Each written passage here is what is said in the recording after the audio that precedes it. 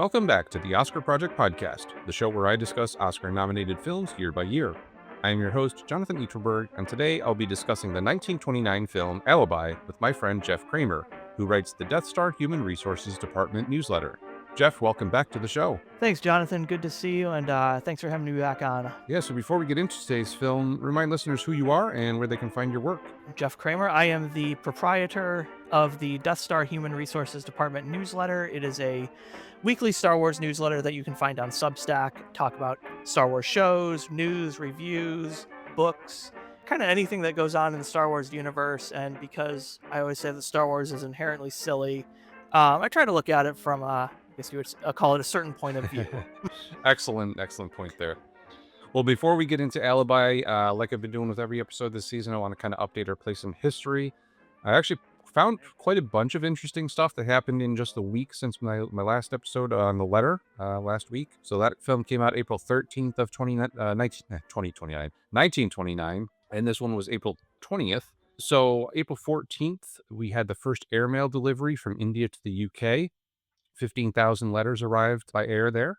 Two things on April 15th. The first thing was author J.M. Barrie, who's famous for Peter Pan, donated her copyright fees to the Great Ormond Street Hospital in London in perpetuity, as well as Winston Churchill, who at the time was the Chancellor of the Exchequer, announcing the abolition of a 325-year-old duty on tea, of all things, which obviously we know caused some problems in the 1700s with our fine country. I'm surprised it took them that long to...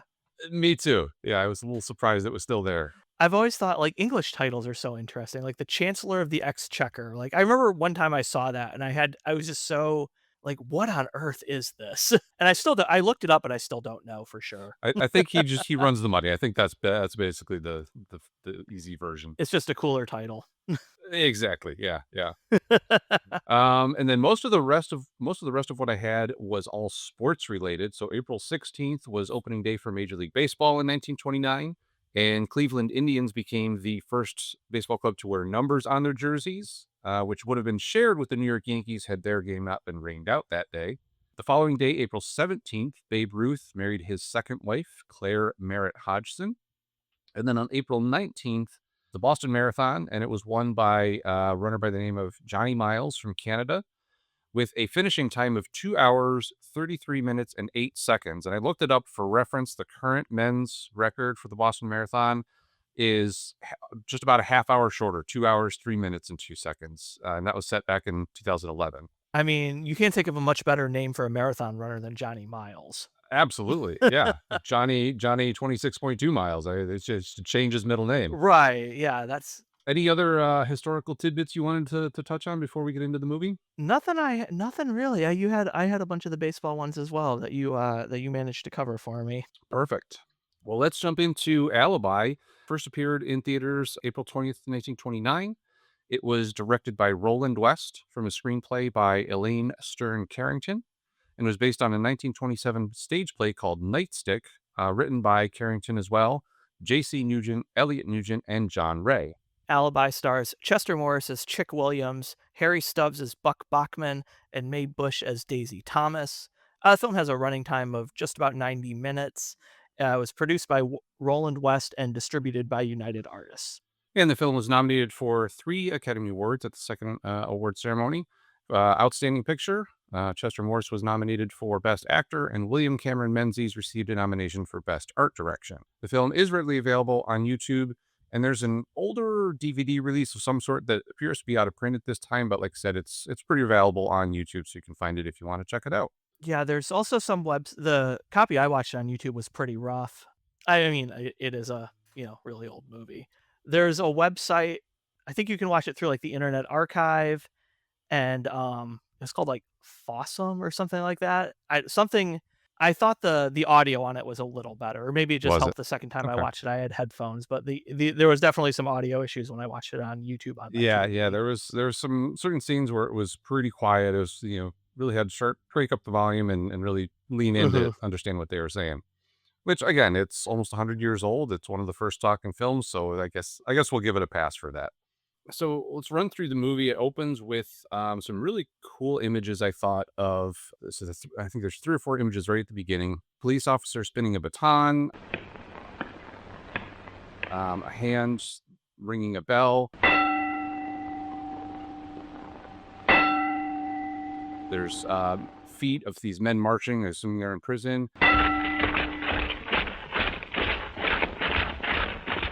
and then a prison officer hitting his baton on the wall, and we get sounds accompanying all of those. And I thought it was really an effective way to kind of establish that yes, we're using sound now. Sound is important, going along with the pictures right off the bat. Yeah, I had the same thought about the sound. You know, like you said, and I'm sure we'll talk about it a little more at the end, this was one of the first talkies as they would call them. And so I think it was a kind of a case of the director was like, "Hey, I've got, this kind of new toy to play with almost. I'm gonna kind of take advantage of what I can." I definitely thought the intro was pretty cool. It also, when Chick's getting his stuff from prison, it kind of reminded me of the intro of the Blues Brothers. Yes, yeah, I hadn't thought about that, but now that you mention that, it does remind me of that too. So you mentioned we meet Chick, prisoner 1065, getting his belongings from prison on his way out. And then we jump right into some sort of club. We see I think it's the name is kind of in tile on the floor called Bachman's. So we'll meet Mr. Bachman a little bit later on. And we see Chick there. He's most first stop, go to the club as soon as you get out of prison. But he's there with a girl. We don't know who she is yet. And then with Bachman, who's the club owner, and we come to learn as we go on, he's kind of the gangster leader of this group that Chick is in with. And then his couldn't tell if it was his wife or girlfriend, his female companion. We'll call her that. Yes. And that her name was Daisy, I think, if I'm remembering correctly. So 4 of them are together, and we get some detectives that come in, looking around, poking their nose around. They don't see anything and end up leaving. Pretty obvious early on that Chick is still not in with the best of crowds. And I thought, and we'll get to this guy later, the drunk guy, but the scene when the detectives walk in and kind of Chick and Bachman and drawing a blank on his name. I think it's the guy that who's supposed to kind of take the fall later, Soft Malone. When the cops walk in, they all kind of duck or hide or put the newspaper up, Yeah. but the drunk guy just stays there. So it's kind of when you watch it a second time, you see like, oh, they're telegraphing kind of, that he's a rat or he's Yeah, undercover. yeah, and that character, the drunk guy, he is well, we don't really like you said, we don't really know who he is at this point. He doesn't give a name.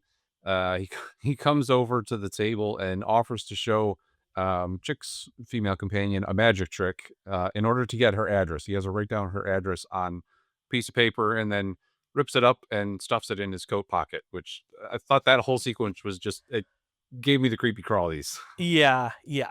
Obviously, it's kind of played for laughs, but looking at it from a lens of 100 years later, it was just creepy.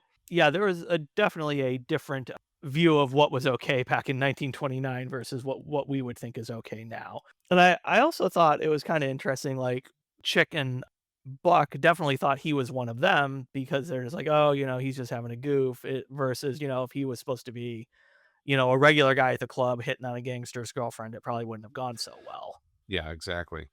Then we end up back at we find out Joan is Chick's girlfriend, or back at her home where we find out that she's the daughter of I think he's a police chief. I couldn't tell if he was the chief or a sergeant or like what he was supposed to be, but he's definitely He's higher up in the chain there. yes, yes. And then we also meet an officer named Tommy who is in love with Joan, wants to marry her, but she's fed up with dating cops. It sounds like she's dated cops in the past and she's done with it, and she wants to be with Chick. I thought this part I wrote down at the very beginning when they show the interior of the house or the apartment or whatever it is, and the bird is chirping. My cat was very interested in that scene. Like she had been sitting on the couch kind of next to me, and when the bird starts chirping, she was like very alert, ears up, like what is going on here? Yeah, yeah, that's funny. And then so we get, I think there's a little sequence between them, and then we get to see Joan and Chick out at the theater together, And this is kind of the crux of the whole rest of the story, what happens during this theater sequence. So Right. they're at the theater during intermission. Chick kind of slips away, joins a couple of his other buddies, including Malone, who you mentioned is the driver, to go rob a fur factory, fur warehouse, something like that. I didn't know that was a Yeah, thing. the I think it said warehouse, like, everything I found said warehouse, so I guess I didn't I guess it was furs. No, I was trying to figure out, like, they were just committing a robbery and yeah. And so they get caught. One of the kind of beat cops notices them, calls for backup, and then one of them, and it wasn't clear to me during that scene when I first watched it who the actual shooter was who ends up shooting and killing the police officer. Mhm. But they all get away. And the other thing that I noticed in this whole sequence, and we see it again later, is as they're leaving the theater, they show a watch or a clock, and then at the when they're there or when they get back to the theater, they show the watch and the clock again. I meant to go back and kind of look at the times on there, but obviously we see it again later on when the cops are trying to determine whether or not the robbery could have occurred during that intermission time. I also thought it was cool, the camera work with the driving, and I think that's the scene, because most of the shots are just, like, the camera sitting there. There's not a lot of shots of, like, the camera Yeah. following people, and I don't know if that was the director's conscious choice or if it was a limitation on kind of the technology at the time, but they have, like, the driving sequence where it's showing them going to the warehouse, and that was, kind of like almost a first person perspective that I thought it struck me as pretty cool, and it was definitely, like, it felt a little kind of jolting, like, out of sort for the rest of the movie, so Yeah, obviously, I mean, this being an early sound film, they did have limitations with microphones and things for a lot of that, but there was those I did note down those shots from the kind of hood of the truck or car, whatever they're driving, and there was a couple scenes too, and it was mostly early on. I think there was one in the club. There was kind of camera shot that kind of followed through to get to that table of Buck Mhm. and Chick and the girls. And then there's one or two later on towards the end that they did have some cool camera moves. But yeah, it's I think a limitation with the sound. They had to keep the camera pretty stationary a lot of the time in order to get as good a sound as they got. That's kinda what I figured. I also thought that scene you have the once again, you have kind of the tapping of the nightsticks that when the beat cop discovers the robbery in progress, he uses that as, like, they don't have radios, Right. obviously. So, that was his way to alert the rest of the beat cops and to kinda call for backup, and I thought, again, it was one of those where you've got the technology that they're adding sound to the movie that he was like, "Okay, this would be kind of a cool thing to do." Yeah, and along those lines too, obviously, when they're at the theater, there's a minute or two of it's just the girls dancing on the stage, and then we get the Mhm. music background, but we also get their tapping sounds of their feet. So there's a lot throughout the film of showcasing that sound. I think and it doesn't feel patronizing. I don't know if that's the right word, but it makes sense in the context of the story. I think. Yeah, no, I agree. I think you're probably right that there's definitely, they're like, we're gonna put in three. I think I wrote down two or I think three dance numbers, Oh, at and least. none of them are exceptionally long. But it was like, hey, check out what we can do. Like, but again, like it did make sense in the context of the story. Like the club is where they hang out, or the Right. theater is where they were Yeah. going. Yeah. Exactly. So then we kind of jump ahead in time a little bit, and the cops are investigating this robbery. We get a sequence with Joan's father and Tommy. That kind of why they're having these investigative discussions at Joan and her dad's house or their apartment. I don't know, but whatever. We'll just kind of leave that for now. And then we get introduced to Danny McGann, who is another detective, Hmm. and obviously, Joan recognizes him as the drunk from the bar from the beginning, the magic trick man, but she doesn't really call him out. And then when she leaves with him, he puts on the drunken facade so that no one else will know that he's in with the cops. I was a little surprised by this sequence, and it was because Joan clearly does not like cops, and she says that a few times, like, "Oh, you guys are just a bunch of thugs."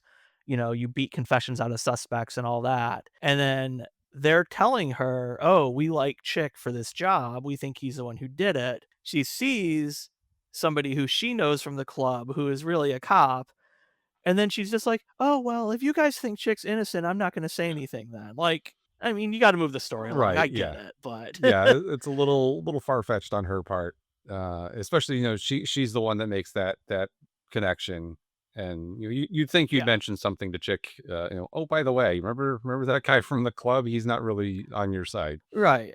Yeah, Billy Morgan, the drunk guy, is actually an undercover cop named Danny McGann. Like, you might wanna tell your guy that. Yeah.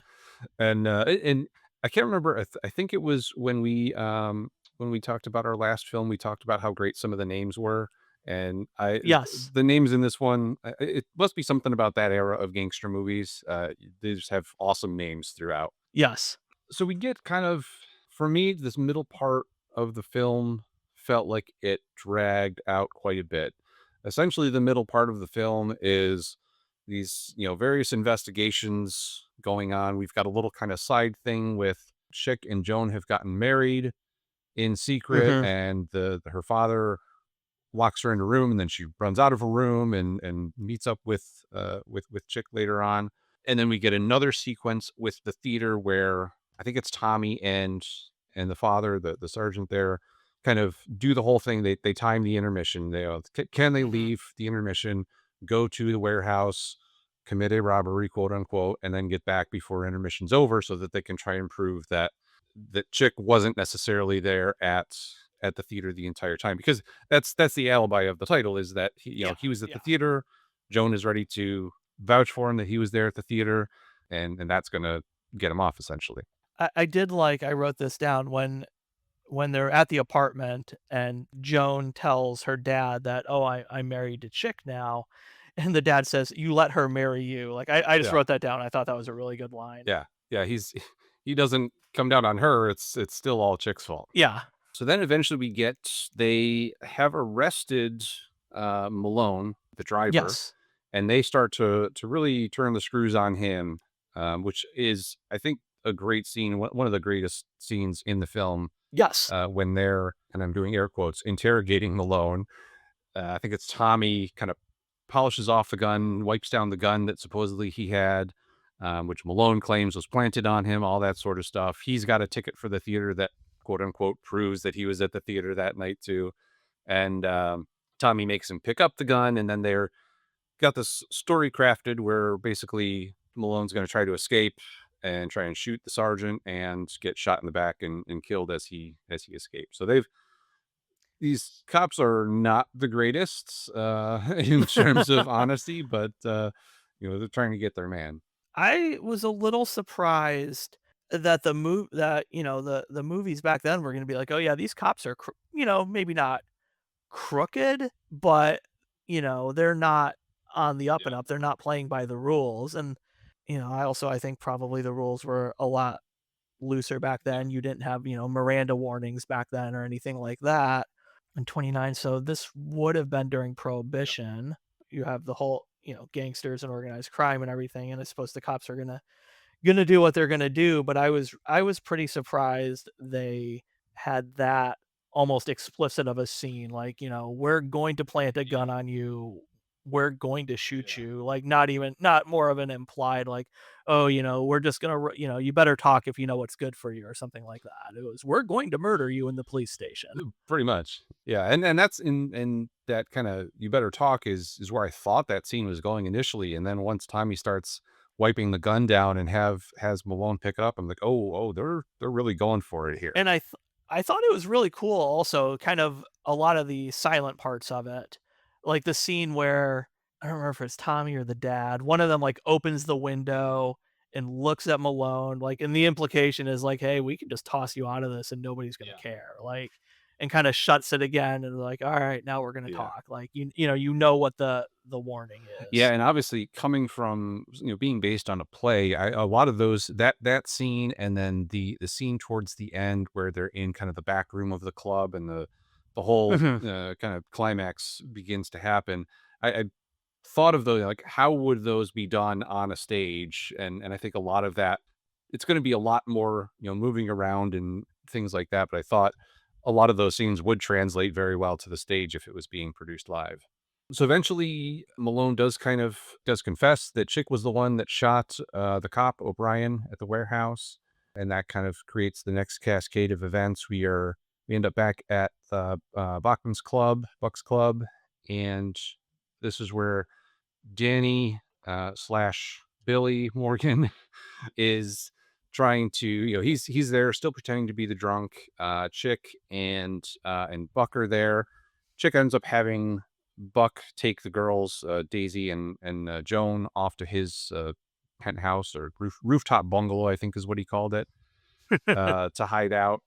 And then we get this Chick. It's basically come down that Chick is going to need an additional piece of the alibi to cover about a 5 minute period that isn't accounted for during the robbery. So they enlist who they call Billy, who is actually Yes. the cop Danny. It's hard to keep the name straight, to vouch for him and say that he was on the phone with Chick during that 5 minute period, talking about Chick's marriage to Joan. I was gonna say I liked when Chick and Buck are discussing like who can we get to vouch for me. I wrote down Buck suggests, well, I know the deacon, and Chick says, no, we need somebody respectable. Yeah, little slight jabs there. Yeah, it was kind of one of those where they made this robbery far more convoluted than it needed to be. Yeah, absolutely. So yeah, they once they get Billy on board, I kind of feel like this gets a little bogged down in this part too. Yeah, Like there's so much of it is you have to be paying attention to what the phone numbers right. are. Yeah, and Billy tells them, I'm basically I got a date with some of my buddies from Wall Street. I don't want to miss it while I'm waiting around here to give your alibi. So they say, oh, why don't you call him and bring him over here? So of course he's calling. They don't trust him to call right his himself, so they have Chick make the actual phone call, but it's to the police station.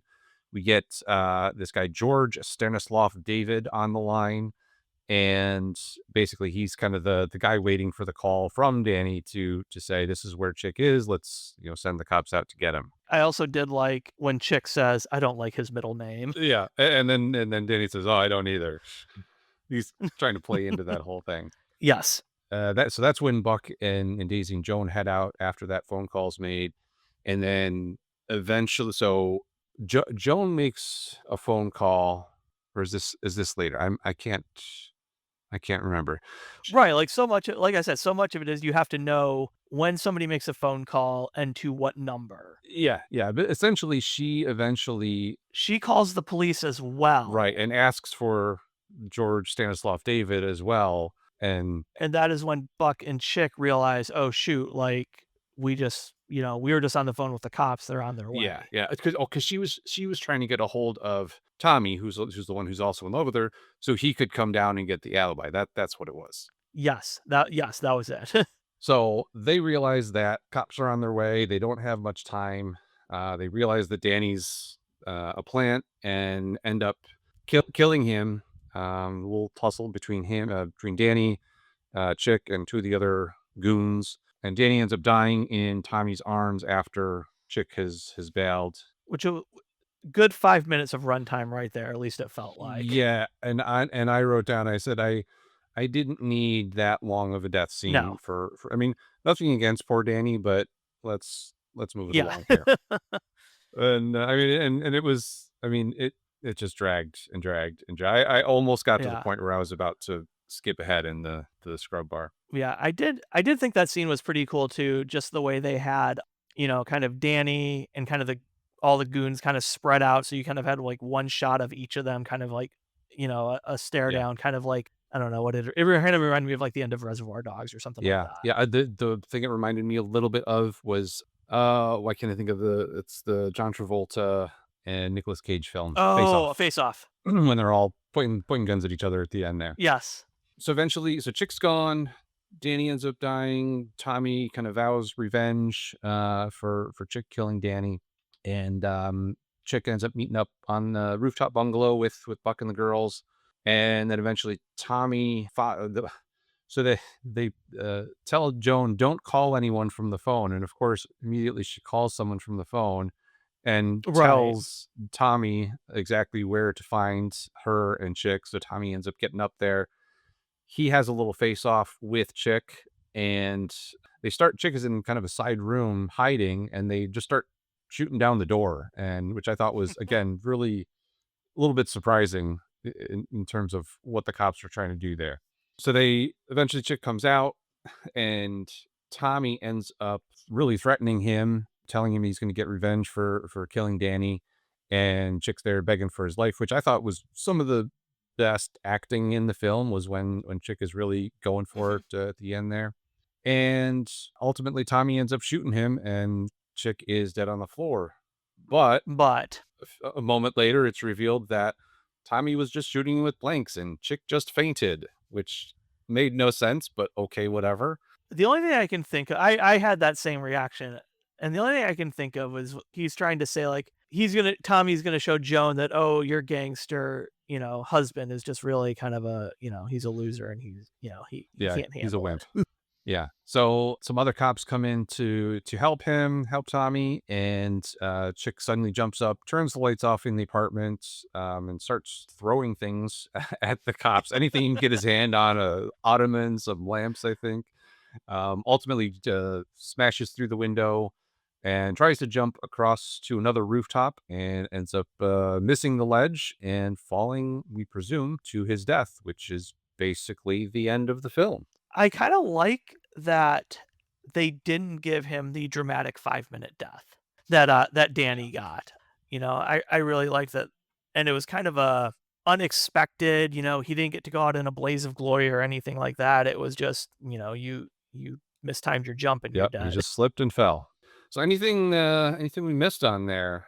I think we got most of the plot points. I did read somewhere, and I was not able to verify this, but somebody, I think it was maybe on an IMDb review or something like that, said that to get the effect, they basically actually loaded the Tommy gun with bullets and had to tell the actor who played Chick that, you gotta stand aside. Stand out of the way. Wow. Yeah, Yeah. I hadn't seen that, but definitely some interesting shots of them shooting through that door in both directions because he's shooting from the inside first, and then they Mhm. shoot him with the Tommy gun from the outside. In terms of the folks involved, obviously we've Roland West was the director. This was the second of two of his films that had been nominated for Oscars. The other one being The Dove at the first Academy Award, which unfortunately at this time is lost, so we won't be able to see that. And the interesting thing I found about him was kind of what he's best known for, I suppose, is he was considered a suspect in the suspicious death of his mistress, Thelma Todd, in I think 1935, I think it was. She was found in the car of in her car or a car, basically in West's garage, and it claimed that she died of carbon monoxide poisoning. But there was also suspicion that she'd been killed on his yacht out in the ocean and then dragged to the garage and left there. So obviously that kind of put a damper on his career, although he was never apparently even charged or and obviously convicted of that crime. I mean, a little murder never, not gonna really hold back your career in Hollywood. Right, right, right. Yeah, I did see that. I saw Morris was best known for playing, Boston Blackie, which I guess was a series, which I only know because there's a reference to it in a Jimmy Buffett song, Oh, okay. in the song Pencil Thin Mustache," and I was like, "Oh, that's where I know that." Gotcha. Yeah, I wasn't familiar with that. I also saw May, the actress who played Daisy, was a big actress in the Laurel and Hardy Yep, movies. I saw that as well. I was actually surprised. There was a couple folks. So Morris plays Chick, and then Harry Stubbs, who plays Bachman, both very early in their film careers for Alibi. Mhm. I think for Harry Stubbs, this was his first film role at all, and Chester Morris, this was one of his first sound films. I think he'd done a couple silent films before that. Yeah, the other thing I wrote down for out of the actors is the guy who played, Danny McGann slash Billy Morgan lived until 1991. Oh, really? I didn't see that. Yeah, and I mean, he looked like he was, probably he was probably born maybe early 1900s, I think. Yeah. So I thought that was pretty interesting. Yeah, the only other one I had, and I was initially, a lot of times when I do this research, I start off on Wikipedia because that's just a good starting point. So Eleanor Griffith, who plays Joan, the girlfriend wife, she has no Wikipedia page, and I was only able to find. I went to IMDb. There's only two credits for her as an actress, this film and a 1922 silent film called Cardigan. Apparently, she was actually married to an actor, John Halliday, who seemed to be fairly prolific in the time period. But apparently, she was just this one and one other one. Didn't want to really make a career out of acting. It's always interesting when you find some like, if you're reading a Wikipedia page, like, on the cast list, and there'll be, like, 1 or 2 people without one, you're like, "Okay, what's this person's deal?" Yeah, what's the story? And I think, I mean, I didn't think I thought she was decent in the role. I thought she was no better or worse than anyone else in the cast. So I wouldn't Right. say that she was a bad actress and couldn't have made it, but maybe personal choice, I guess. One of the things I read, I'm sure you came across this as well, is when you have a lot of people who, with this being one of the first talkie pictures, you have a lot of people who may have been silent film actors and actresses, so they don't really know, this is a new acting style for them. I think one comment was in one of the reviews I read was, they seem to have trouble talking and moving at the same time. Yeah, and of course, and a lot of them are stage actors too. So you think of Yeah. they're on the stage, they deliver a line, then they're doing the other action around on stage, and I think a lot of that carries through from both of those into this time period. Yeah, I also read they also made a silent version of it for theaters that, hadn't converted to sound yet. Yeah, I guess they had some alternate versions of some of the scenes that were, I guess, a little bit easier to understand as a silent image. Yeah, or they had, the title Yeah, cards or the yeah. explainer cards or whatever they were called would pop up on the screen, I would bet. And I read that the film was banned in Chicago. Yeah, there's a couple of those I've run across from this time period where the folks in Chicago didn't like these gangster films where some of the gangsters were portrayed a little bit more positively than the cops. Yeah, that's kinda what I figured was that, again, if this is prohibition in Chicago, that they don't need any extra encouragement for the gangsters to be folk heroes. Exactly. I'm trying to remember. There's one specifically from the first Academy Awards. Now I can't remember off the top of my head. I want to say it was the Racket, maybe, because I think that's one of the gangster pictures. But I'd have to go back and look. But that it was another one similar to this where they had banned, specifically in Chicago, it had been banned for a similar reason. And I mean, I think they did show at the end, you kind of went from I wouldn't like I said, I wouldn't say the cops were the bad guys in the movie, like, it was kind of shade everybody was kinda shades of gray up until the end. So I don't know if that was a conscious decision to say, "Okay, we're gonna make the cops the good guys," or if it was more just, "We've gotta end the film somehow, Right. somebody's gotta die. If we have the gangster live and the cops die, we're probably not gonna ever get this on the screen." I think that makes sense. The other person I wanted to mention, and this has been another little bit surprising thing for me going through, especially this season of the Oscars. The screenplay, Elaine Stern Carrington, I've been a little bit surprised how many women were involved, especially in the screenwriting process at this area. Obviously you think the directors are pretty much at this time mainly male. A lot of the big star, the well-paid stars for the most part are all male. But I've been pleasantly surprised, I should say, of the number of women involved in the screenwriting process and who have been prolific at that, not just kind of one-offs here and there. She had over 50 screenwriting credits in her career, and then she was also kind of apparently credited with creating radio soap operas in the 30s Oh, wow. and did that until I think until the 1950s when she died. So good to see that, a name that I didn't know, and it was nice to learn a little bit about her. That's pretty cool. So we talked a little bit about kind of the staginess of some of the scenes. I wish I'd been able to find a copy of the play. I couldn't find it anywhere online, anywhere in a library or anything. So I'd still, if anyone listening knows where we can find a copy of Nightstick, the 1927 play, let me know. I'd love to check it out and see how it compares to what we have on screen here. Yeah, I didn't have any lu I took a quick look, I didn't have any luck either. May not exist. Yeah, exactly. I mean, a lot of those, they probably had typewritten scripts for the folks who were making it, and then they disappeared. Anything else on the production? Anything you want to touch on about making of? I think we've covered most of it. I did read a couple comments that basically a lot of people were saying kind of these 1929 films, kind of as movies transition from, silent to sound, that a lot of these are really rough if you go back and listen to them or try to watch them and listen to them. Like the audio, couple comments were like, if this was a 1933 film, the audio would be a lot better. Yeah, it's those baby steps that they were taking at that time. Just they had to learn how to make movies again, essentially. Yeah.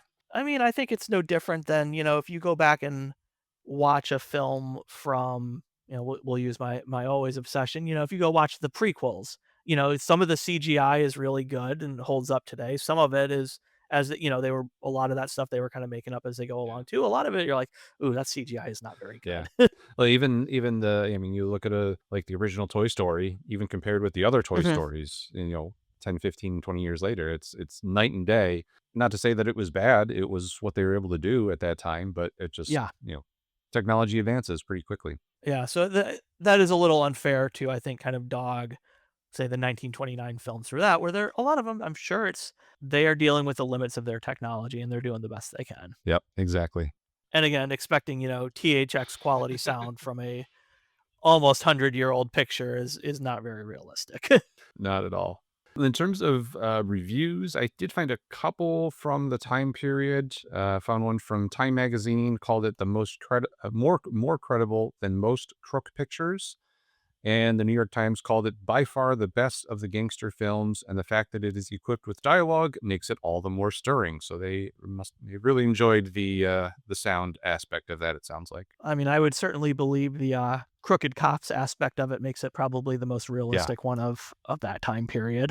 yeah, and then kind of on a more modern take on it, is generally the kind of folks who've reviewed it for blogs and websites. General feeling that I found was it's okay, but it's not great. Has a few interesting shots here and there. Obviously the innovative use of the sound that we've talked about from the very beginning, the nightsticks and things like that. Mhm. Kind of the general consensus I found was okay, but not great. That's kinda what I found as well. Most people were like, "Yeah, it's pretty good if, it's good for its time." It is what it is, I think was kind of a lot of what I saw. And yeah, people kinda noted the same thing that the sound was pretty cool for the time. Some of the camera shots were pretty cool. We didn't talk about the, kinda double vision that they do when, they're interrogating Soft Malone. I thought that was kind of a Yeah. cool camera trick for the time. Yeah, I did note that one down as well. I forgot about that. There was also the shot in it's right before they're trying to get Danny slash Billy to get the alibi for Chick. He kind of there's a close up the camera's behind a bottle of booze and he's kind of reaching Mm. in and we Mhm. get a interesting perspective. So there's definitely some interesting camera selections there throughout. Yes. And I was a little bit surprised it didn't end up in a cinematography nomination this year, along with the art direction. So obviously, it was nominated for Outstanding Picture, or what we now know as Best Picture, which ultimately went to The Broadway Melody, which I've already covered on the podcast. Chester Morris, who plays Chick, was nominated for Best Actor, which went to Warner Baxter for In Old Arizona, also previously covered. And then the third one, which I just kind of want to spend a minute here on, is William Cameron Menzies for Best Art Direction. And the thing that sticks out in my mind is two of them. The floor in the Bachman's bar when we first see that beautiful Mhm. tile floor, and then that back room where the whole scene where Danny ends up getting shot and killed. The kind of angular painted pattern on the wall. It was Mhm. I would love to see what that set actually looked like. Yeah, those were both really cool. I definitely, I kinda took note of those as well. And yeah, the some of the cinematography, some of the sets were, like, I thought were pretty good. The bar, the club was pretty cool. And like you said, the floor was really nice. I liked that. Yeah, and also too, I mean, even some of the simpler sets, the another one that kind of sticks in my head is when they're interrogating Malone in the police station, Mhm. and they send the kind of unnamed detective guard out into the hall, and Malone keeps looking over at the door, and it's that door with the frosted window in it, and all you can see is this shadow of the guy Yeah, standing out in the hall, almost like a death looming over him kind of things. There's a lot of, I mean, yeah. I'm sure if I spent another couple days going through this with a finer tooth comb, I'd find some really cool things like that throughout. One of the things I saw on his Wikipedia page is it says the director, they called him, he said he was, known for, proto-noir, which I thought was, pretty apt for this. Like, Yeah. you had a lot of the elements like the crooked cops, the Yep. dames, the maybe not quite good guy gangsters, but like I said, everybody's kind of a shade of gray, and kind of the way it looked as well. I thought you had a lot of that. Yeah, definitely a lot of shadows, a lot of we mentioned that shadow in the window there. Yeah, there's definitely some early noir aspects there. Anything else you want to touch on before we give some final ratings for Alibi? I think I've checked off everything that was on my notes. Very good. Well, you want to go first this time and let me know your number? Yeah, I would say so we're doing 1 through 10, right? 1 through 10. Yep. 1 through 10, I would probably give it a 6. I think it's a good story, it kept me entertained, it kinda bogs down in the middle a little bit like we talked about, but, I like kind of the moral ambiguity of a lot of it. I liked, that they're willing to kind of the cops are not like I said, the cops aren't crooks, but they're not great. They're not the heroes until the very end. So yeah, I'd give it a even using today's standards, I'd still give it a solid 6. That's actually right where I landed as well. I thought, I mean, if it had kept the same kind of momentum that it had in those first like 5 minutes with the sound and some of the visuals that we get at the very beginning, I think it would have been a strong 7, maybe an 8. But I think, like you said, it does kind of bog down in the middle. It is a little bit tough to follow at certain points in terms of who's calling who and who is who. Who's we got multiple names for some of the characters. So, but yeah, and of course, we didn't need a 5 minute death scene for poor Danny. As much as I love his character and the way he committed to that drunken stupor half the movie, we could have moved that along. So yeah, I think I land on a 6. It's like the other reviewers we talked about. It's okay, but just not great. I think that's a pretty good way to put it. Well, I will be sure to include a list of resources, links to any of the articles, the reviews that we mentioned in the episode, as well as a link to where you can watch Alibi for yourself. Jeff, thanks so much for coming on again to talk about Alibi. Remind people where they can find your work one more time. You can find me on Substack at the Death Star Human Resources Department newsletter. It's deathstarhr.substack.com. And thanks again for having me on, Jonathan. I had a real blast talking to you and watching this movie as well. Awesome.